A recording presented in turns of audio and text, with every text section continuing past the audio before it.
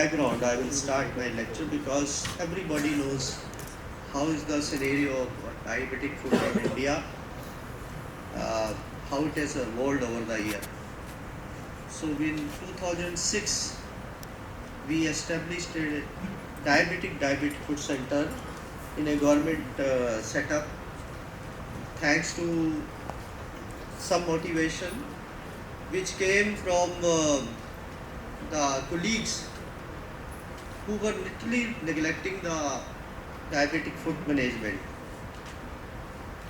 Diabetic food has been nobody's baby in the years 2000 up to even 2010 or 12, if I remember correctly.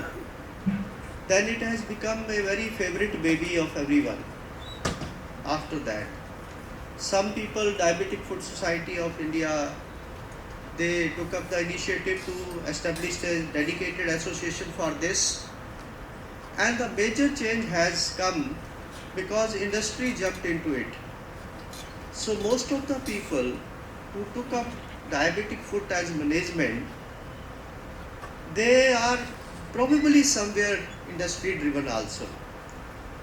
And I means no words when I say that diabetic food primarily was a domain of general surgeon. There is no doubt about that. Even today, the preventive part of diabetic food is by the other specialist, medical specialist, endocrinologist. They have to focus when a patient of diabetes come, they have to focus on the feet of the patient to examine them. Unfortunately, all of you know that hardly anybody has time to ask the patient to remove the shoes, remove the socks and see the foot. So that scenario still has not changed. Physicians are not contributing much to the prevention part of it, which is primarily their responsibility. How we come into that picture? When there is an ulceration, and then we start sending the patient to surgeons. Initially, nobody used to even give a second thought. Everybody used to say amputate, whether it is a minor amputation or whether it is a major amputation. Then when I said the industry came into it, the footwear industry, preventive footwear, that came into picture. So there was lot of market for that. Then the VAC therapy came, good, not affordable in many situations. Then the growth factors came, marketing started on that. So we started using growth factors right, left, center.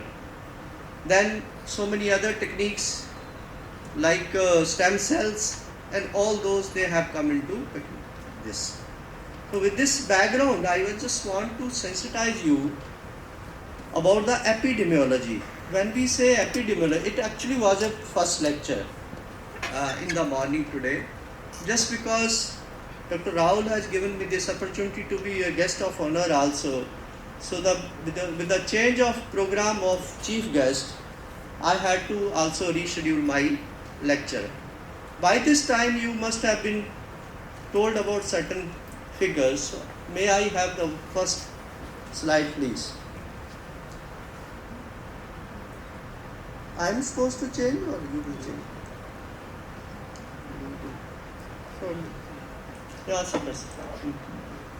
So epidemiology is like, and in the very outset, I will like to acknowledge the contribution in this lecture of my dear colleague Dr. Hanish Kataria. Being on a very busy course, heading 4 departments right now as a director, I always depend on my colleague Dr. Hanish Kataria. He has prepared this lecture for me. I have given some inputs in that. So epidemiology is like a beginning. What is actually revealed is interesting. What is concealed is crucial. So this opening statement itself says that actually whatever you are having a figures, they are grossly underreported, because maximum patients, they don't have access to the healthcare or the nearest clinics where it happens. This is the center where we have facility for exclusively diabetic foot only. No other wounds are taken. After Dr. Anish has come after MCS from Bangalore, he is doing venous work also very interestingly here, and we have every facility here, Doppler to laser and everything. Unfortunately, he is a single man handling all these things, and majority of the resident doctors, as Dr. Ravul thought that we have lot of manpower, but there is disinterested manpower in this particular specialty. So he has to literally manage it on his own. Okay, so this center we got inaugurated by our former director principal, Professor V.K. Ka. He expired on 15th August this year, and we paid tribute to him. Global incidents need not to be highlighted time and again. I will share with all a personal part of it. Whole world is seeing upsurge of diabetes, and obviously diabetes is going to lead to complications if it is not controlled. I always say diabetes is not a disease, it is a metabolic disorder. It will not cause complication if it remains under check. But the majority of the patients, they falter on the treatment and end up in majority of these complications. These figures which I am showing, they are tip of the iceberg. They are not actual figures, they are not reflecting the figures which are happening in the society. So there is total upsurge world over, but the worst affected are Southeast Asia. And the two things which are contributing to the disaster of complications is a inaccessibility to the healthcare facilities where these things can be taken care of, and second, the affordability of treatment. We at Government Medical College provide a highly subsidized treatment, including medical education to the students. We charge only 21,000 rupees per year as tuition fees of the MBBS, unheard of anywhere else. If I think I can quote, it has raised up to 28 lakh per year in private institutions. So we are producing doctors for seva. It is another point whether they do seva in India or abroad, that is a big question to debate. Similarly, we have a budget of about 700 crores and we raise only 32 crore per year. So this whole burden I will not call, because it is a state's responsibility to take care of the responsibility of the healthcare of the citizens. Education and health should be totally free, and we have never made an attempt to increase our revenue. Even government never asked us to review revenue. So this much budget, when it comes annually and we handle it, majority of it is spent on the patient care, on the very subsidized rates. If we charge almost 10 to 15% of the patients, they are totally free. So you can imagine, and with the schemes by Honorable Prime Minister like Ayushman Bharat, the treatment has become more affordable. Unfortunately, with the misuse of Ayushman in private sector, for which we all are responsible, the facility is being withdrawn in majority of the private setups. So we have to look into our own Gireban, that what we are actually doing to the society. There is always a figure with which you can satisfy your needs, but there is no figure which can satisfy your greed. And that what is happening with the system. I will not go into again figures, but they are very alarmingly high, and if we don't intervene at this present moment and take a pledge, all of us, some of us, I think every fourth person sitting in this audience must be diabetic, including me. So then you can imagine that what will happen to the society 5 years, 10 years down the line. Plenty of complications are caused by diabetes. You can see no organ is spared by diabetes. I say uncontrolled diabetes. Diabetes doesn't kill. It is uncontrolled diabetes which kills. And there are persons at risk. This is also interesting epidemiology to note that not two patients will have same type of complication. I have seen people with persistent glycated hemoglobin more than 12, 13 and having no complications at all like nephropathy, nephropathy. We have seen patients where the glycated hemoglobin has been kept under check. They come out with the nephropathy and renal failure. So this is, the body structure is so different that you cannot predict which patient will have which type of complication in diabetes. Diabetic foot ulcer is one of the worst complications. We have managed thousands of patients in our center, and we have creates misery to the patient, misery to the family, and obviously the healthcare system is getting burdened by this because even their admission remains for very long time. Hospital bed occupation is for very long time. So that is another thing. Why it happens? Majority of the time we all know that the dynamics or the biomechanics of the foot changes because of the factors which I will dwell upon subsequently. So this results into the gait abnormality. There are pressure shifting points. This leads to ulceration, and then it leads to the injury. Sometimes neuropathy is so profound that we welcome our teacher Professor J.D. Wig, and I request him to join. It will be my honor that he was to share this. So this is because of the blessings of a person like him that I am standing here. So there are so many other factors which are contributing to this: minor trauma, repetitive trauma, infections, ischemia. I was just listening to the concluding part of the previous session, and I'll add certain observations which I have seen over the time in our setup. It's a very common problem. Not that we are not encountering diabetic foot ulcer, we are encountering them very frequently now. Global epidemiology is also not very good. Again say our registry system is worst probably in the world. Even the smallest of countries are able to keep their registry nicely and produce. Why we require registries and numbers? Because when you ask for the budget from the government, which I realized in last 1 year, if I say please increase the budget from 700 crore to 750 crore, they always say give us the reasons why you want 50 crore increase. So similarly, while managing these patients, you have to literally give the justifications for everything. Prevalence among the countries, need not to say we have a huge number, huge population. China has huge population, and we have then poverty over it, ignorance about it. So we are the toppers in this thing, in these problems. India, to best, they say 11.6%, but presently what we see, every fourth or fifth person is a diabetic, and that what is the issue.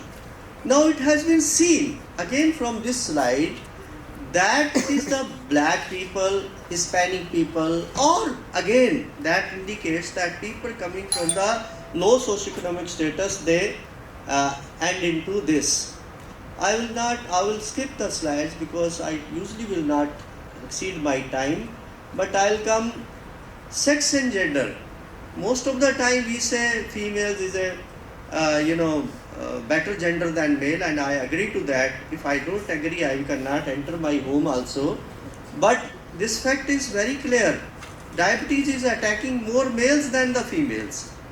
Okay, so all complications including diabetic foot, the predominance of patient is from more of male gender. Now risk factors I think very clear that in the morning session they must have been dwelled upon. So I'll just pass certain things. These are few bars. Coming to infections. E. coli is one of the major factor responsible, then followed by Pseudomonas, and then the polymicrobial. Just give me 2-3 minutes. And 5 you are giving? Thank you. So this is few studies which have been done at PGI. Ashu Rustogi is doing very good work. And what shift we have seen? We have seen from gram positive infection predominantly happening to gram negative now. Why this shift has again is, we got 3 theses done on diabetic 4, rather 4-5, and I just now asked Hanish to take up more postgraduate thesis on these aspects, because the results which will come out will be very beneficial to the society. So these are few studies. I will just amputation was a very favorite thing. Thanks to whether it is motivated by industry or not, people are trying to save. But who is applying it, that is very important. Without doing any debridement, without doing anything actively, people are just applying back for the best reasons best known to them. Why this should happen? There is something element of greed in between somewhere. So this has to be taken care of. So again I will skip few slides, and I will just come to the conclusion that it is a very common problem. And major risk factors we all know: peripheral neuropathy, peripheral artery disease, and foot deformities. Now what change I was telling I will dwell upon. When we opened the center, and Bhatia is sitting out there, he was senior agent with us, he is doing very good work on diabetic foot. We used to see in India most of the time neuropathic foot. This scenario had changed. Somebody told the PAD is now 11%. I am telling you it is much more than that. Are we subjecting these patients to the clinical examination of vascular system? No, majority of us don't even put hand on the pulse. Are we subjecting these patients to Doppler studies? Again a big no, because we don't want to do it or it burdens the system. So when the vascular system has not been taken care of, the wound will fail to heal at all. No amount of any ointment, silver, or all those dressings which fancy names have come. We have our own studies that a simple saline dressing vis-a-vis with the growth factors hardly has any outcome on this thing. The healing period remains almost same. What we are ignoring is the confounding factors. We are not ruling out if you don't increase the vascularity, how the wound will heal. Okay. And race ethnicity, we are sitting on the time bomb, because India again is 80% population does not have a high quality healthcare access. And the ulceration, when it happens, it leads to further destruction of the foot, and obviously when the patient comes to us, it is an amputation. और जो भी हमारी complication और die foot की है ulceration की, they can be attenuated by the guideline directed screening, early diagnosis, aggressive management of diabetes. This is my request to all the physicians. You do treat diabetes, you must be treating it effectively, but you are not giving any emphasis to examine the feet. Since CME is on diabetic foot only and we are dealing it with this, we definitely have to see that are we really sincere to see the feet of the patient, to avoid ulceration, to prescribe right footwear right in the beginning, because ulceration does not happen. That we have to literally question ourselves for that. Thank you very much for giving me this opportunity.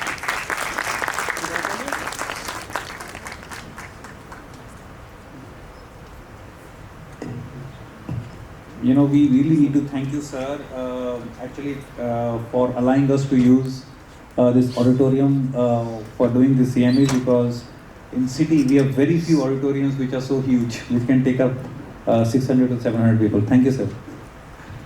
Might be.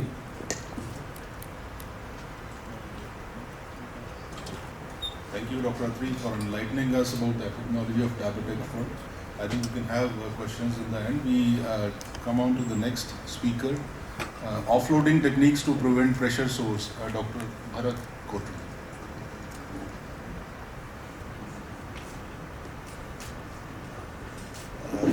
So first of all, I would like to thank Dr. Ravul Jindal sir and Dr. Attendees sir and Dr. Bhatia just giving me opportunity to be a part of this program. So it's an offloading. I will request everyone here, please, it's a humble request, stand up for a second.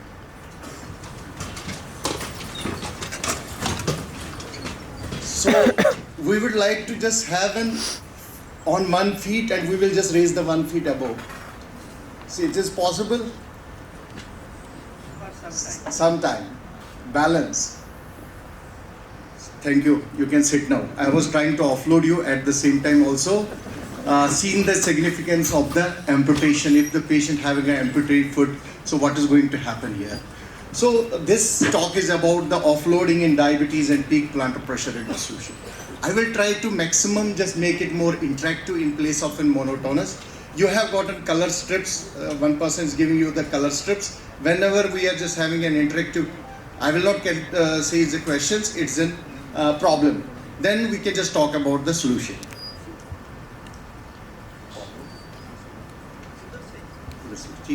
Thank you. So it's tell me and I forget, teach me and I remember, involve me and I learn. So here I am going to involve you. So what is diabetic foot? This morning there was some questions about diabetic. I'm going to just give some little bit brief. I called it an VIP, very important person, not an VIP, very important person. It is a vascular infection and pressure associated with the neuropathy. So we call diabetic patient as an VIP also. So we have to assess these components and to prevent the further foot complications. So it is not in one step that patient may land up directly into the amputation. It is a series or sequence of events. Like you just said, the onset of diabetes, development of the neuropathy, superimposed maybe with an ulceration, intrinsic and extrinsic factors that may lead to an ulceration. Then the superimposed with a vascular component or infection, patient may land up into that amputation. So we have got the window period of this onset of diabetes and development of neuropathy. Here we have to screen maximum patients to prevent further foot ulceration or to prevent amputation. We have to screen maximum patients here so we can prevent the amputations. That is the key. So already from morning there was a discussion about the neuropathy, then vascular component also, and infection component was taken care of. I was thinking on just downstairs, it was the internationally they were saying the toe and flow. I came with a mnemonic TFO, total foot optimization, or take foot ownership. So toe, inspect the toes and prevent the ulceration and deformity. Flow, ensure the adequate flow, and O means the offloading, redistribute the pressure to prevent the ulceration and to prevent the to heal the ulcers. So we are going to talk more about the pressures. So now you have got a color strips here. Why offloading is important? Elevate the mechanical stress, loss of protective sensation, increase the ground direction force, or redistributing the pressure, increase the pressure on the diabetic foot. You have got the color strips with you. You can raise color strips. This is not a reason. Why offloading is important?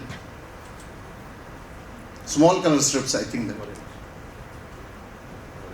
Okay, some are right, and this we can go further. We will see what is going to happen. So why offloading is important? Because there is a loss of protective sensation. Then elevated mechanical stress, because maybe due to the neuropathy, because of the imbalanced gait, that can lead to tissue damage and ulceration. And the area not effectively offloaded, that is going to damage more. So it has seen that is offloading, we have to offload or remove the pressure, but it is not true. We have to redistribute. If you just offload that area that is not going to heal, it is redistribute the pressure, distribution of the pressure. That means if you increase the area, the pressure is going to down. So here are the etiologies, how the ulceration happen? They are the two factors. You can just say intrinsic factor. That means the deformities with the loss of protective sensations, like clawing of toes, like hammer toe, like persons having a prominent metatarsal heads. So these are the intrinsic factor. You are not going to change that. If you want to change that, that means if the perfusion is adequate, you are going to change by surgical intervention. So nobody allows touch the feet if there is no ulceration. So the other factor, extrinsic factor, may be the footwear, or ill-fitting footwear, or wrong footwear, or the socks with this having an holes, or some other foreign particles. So I was talking about the pressure. Pressure is the force upon area. Force means the pressure is coming up from the top end, and the area of contact, how much area of contact. So if the pressures are high always, if there is a high force or low area. If the area of contact is low, pressures will be high. Patient is going to develop the ulceration. If the force is high, the patient is going to develop the ulceration. So there is two biomechanical factors as well as vascular factors that can lead to an ulceration. There's an imbalance. Biomechanical factors increase the pressure, and the vascular factors decrease the capillary pressure to that tissue and lead to an microtrauma, subcutaneous bleeding, ischemia, and tissue damage, ultimately lead to necrosis. That means there's an imbalance between the mechanical factors and capillary pressure, vascularity to the foot. So these are the problem why it is happening. You just see the animation here, the normal toe contraction, and the patient having an abnormal toe contraction here. You can just see the patient having a clawing, and they want to hold that footwear. So with that, they are just going to develop the ulceration over the tips and the first metatarsophalangeal joint. Another factor is the friction. The rubbing between it's a superficial rubbing between the two surfaces that can lead to a blister formation. Shear means the skin or tissue is going in the one direction and the bone is going in the another direction. That is leading to this ulceration. You can just see here, the foot is moving in one direction, bone means tissue is moving another direction. What type of ulceration? When there is a pressure, there will be the pressure in the circular way, and you can just see the shear or friction that leads the blister formation. Why it's happening? As you know, the because of the hyperglycation, that may lead to stiffness in the muscles as well as tendons, ligaments involvement. So that is why the patient having a more restricted range of motion at the ankle. They are not able to just move that properly. So they have got a more equinus deformity and more pressures on the forefoot plantar aspect of the foot. So that is leading to more ulceration over the forefoot as compared to the midfoot or heel.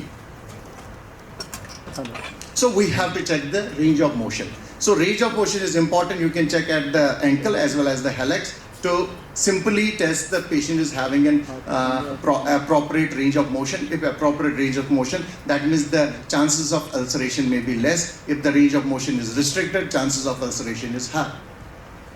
So you can just see the difference between the normal gait and abnormal gait. Here the patient having a proper heel strike. Here you can just see the area of contact is more abnormal heel strike. Here the total contact of the foot is in the normal gait proper. Here you can just see toe is offloaded.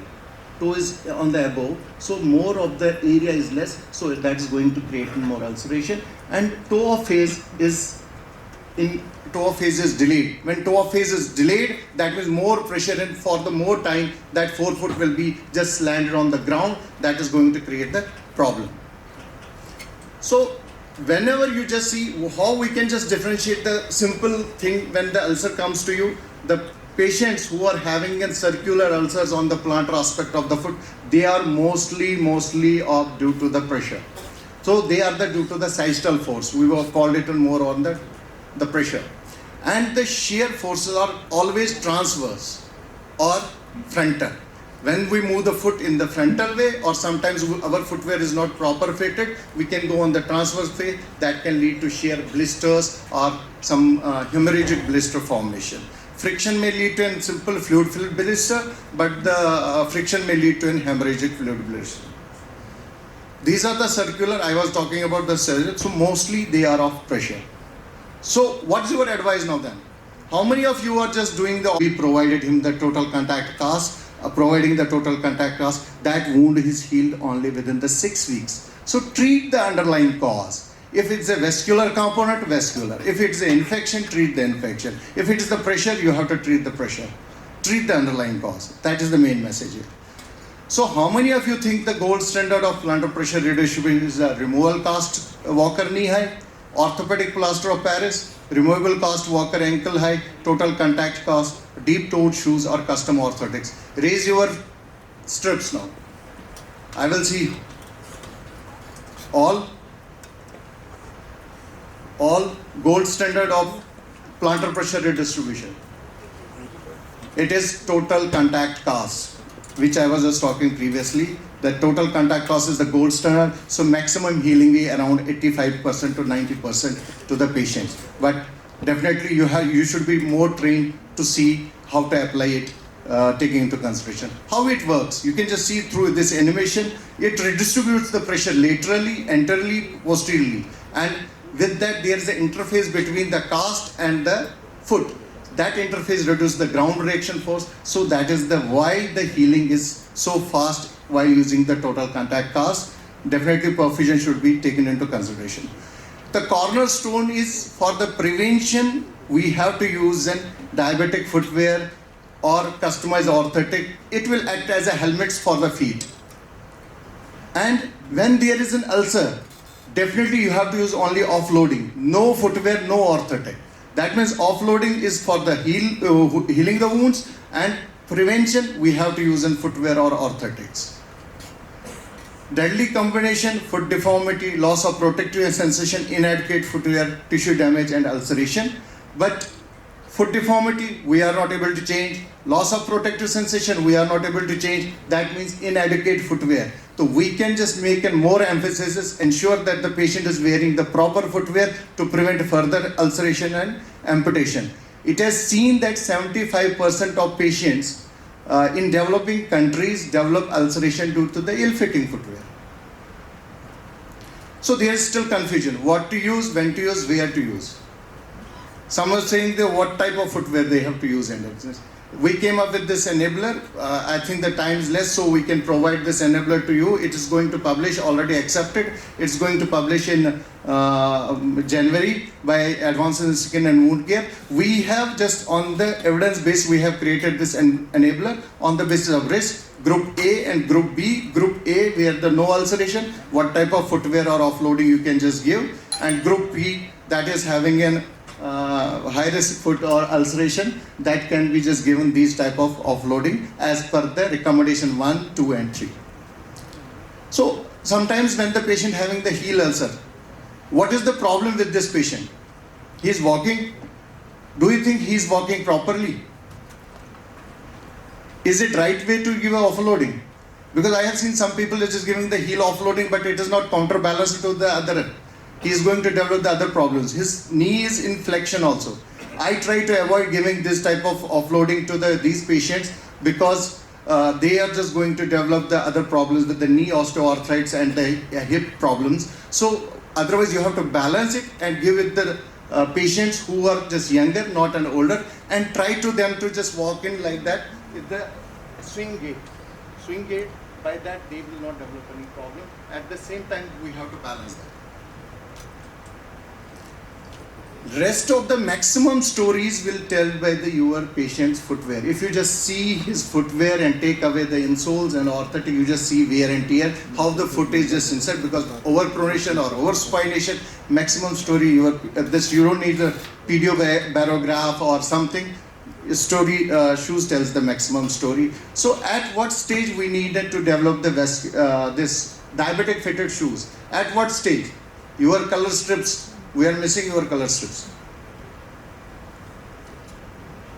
So when they develop the vascular disease, when they lost the protective sensation, when they had a foot ulcer in the past, when they have a deformity of their foot, when they have an active foot ulcer. So that was the message. When we have an ulcer, we should not use a protective footwear. We should use an offloading device only. When there is there is no ulceration, we have to use only protective footwear, customized as per the stratification of the risk. So choosing the right footwear is the key. So what is the ideal footwear? Maybe it will be just taken in the next, I think so that. Okay, I should continue. Okay. So ideal footwear should be the toe box. बोलते कैसे toe box? What type of toe box? So it should be accommodating. If there is a little deformities, that should be accommodated. Main thing. And the upper part should be the flexible. And if you just see, maximum footwears should have gotten 4 foot should be having an at the rocker line. That lifted. When there is a lifted foot, they will not develop the ulceration over the 4 foot. That will give the rock on. So tell at least if you have got nothing, see the patient have got a rock on footwear. Another thing is that if you have got a footwear, that should not bend in between. It's not bending in between. It's bending at the front. So if it bends in between, that is more pressure will be on the 4 foot. So we can just advise them at least the footwear should like that. It should not bend in between. Only it should bend at the 4 foot. So with that, the sole should be just tapering towards the 4 foot. It should not just taper, heel. It's thicker, then it goes mid foot more thicker, and at the taper it's more thicker. So midsole and outer sole should be hard. These are the some. It should be wide because every foot needs its customized footwear or according to his feet at least. What is the width of the foot of your feet? It's not for the diabetic. It's for the other persons also. Because we are just coming to maximum people are now having a heel pain, foot pains, toe deformities because of the deficiency of vitamin D also, vitamin B12 along with the muscle weakness. So it's important for everyone. It's a simple foot hygiene, foot care and proper footwear for everyone. So it should be also accommodate the orthotic in that. So we are just more selective towards the pointed footwear, just good looking. So we have to just keep our foot in the proper footwear. I was talking about the comparative between the two, thicker, and this shows the taper footwear. You can just see here, it's showing the taper towards the down. This is the right footwear as compared, you can just see it is going thicker at the midfoot. That is not the right footwear. So modification of shoes. If you have got nothing, how you can make the rocker footwear? You can just buy one carbon sheet or something. You can just put it over the, just paste it over the shoe footwear, whatever the sports shoes you have got. That will help at least to give the rigidity. That will make it rocker footwear. So that will just prevent the further foot ulceration. Like the already this is an footwear which is already available in the market, but it's really costly. So you can make rocker to this. What we try to, we have just also study on that. By simple modification, we have prevented foot ulceration. So this, you can just see what is happening with the diabetic. You can just see the range of motion of this foot, left foot. He's not able to just rock on his feet because of the restricted range of motion at the ankle. So when he was provided with the right orthotic and right footwear, so he's able to having at least some improvement or optimization of the range of motion at the ankle. But when we are just providing each and everything, footwear, customized orthotic, foot care, so we footwear, but we forget to give the proper advice of the footwear. When footwear wearing, so he has to look inside that there's any foreign body or anything. This patient came to us with an hemorrhagic blister. We were just thinking how it has happened. He was provided with the customized footwear and orthotic also. So when we just gone through inside that shoe, we found that there wasn't one ball there. So that is creating the trauma. So because of the loss of protective sensation, he was damaged. So it's important to also at the same time, the wearing footwear guidelines at the same time, we have to just give the proper foot care. So if we just have the cost-effective offloading, definitely just and the patient empowerment. That will reduce the cost of diabetic foot treatment and developed as well as the developing countries. So time is to prevent the diabetic foot attack. So how we can do that? Aim. We have to give the aim. Aim means assess. A means, you all have to speak with me. A means assess. I means identify. I means, M means manage. M means manage. If it is not manageable, you have to refer to your specialty to prevent that. By this, I will just close this. Thank you all. Thanks for this attention. I think learner chairpersons are there. If the audience doesn't have any question, it means we both were very clear to them, or they did not listen to us at all. So that can be the two scenarios. So we can expect chairpersons to add their knowledge. I was going through the program. One thing was very attractive. If you are going to make a protocol and distribute it so that every clinician go through it, and whenever they see a patient of diabetic foot, they see all those points which are there in the protocol. That is a very important thing, and I think you should get it printed and distribute to everyone. That is one. Number two, there is a national food program of diabetes. I don't know how many people have read that. That describes everything which you should see in a patient with diabetes. Foot care, it is the prevention which is the key rather than the treatment. I think, sir, I highlighted in my talk about this part only, that traditionally diabetic foot is seen as a surgical modality. Of late, so many people, they have jumped into it, including plastic surgeon, orthopedic surgeon. The reasons are well known to everyone. Industry is sporting diabetic foot, equipment and footwear and all. There is a lot of money involved in this now. So interest is very good, they should. But the primary responsibility is prevention, which actually is lacking. As you rightly said, primary first contact of a diabetic patient is a physician. And the physician has no time or no inclination to examine the feet. So if that is the scenario, surgeons will have hair days in front of them. They will have lot of diabetic foot patients, lot of things to use, and the patient end up in ruining their whole finances and lives. So first and foremost appeal is to the first contact person, physicians, whether they are MD, whether they are simple MBBS practitioner, they have to take this challenge that we will definitely have this particular aspect in mind while treating any diabetic patient. And obviously, sir, as you said, lot many pamphlets, education material, even we produce in our center, and we give it to the patients. In our center, when the patient enters, we have multiple posters displayed in the center. Patients do read with a lot of interest, and some of them, they are getting benefit out of that. So if there are, I think, no questions, thanks to the chairpersons and my co-speaker, and thank you very much.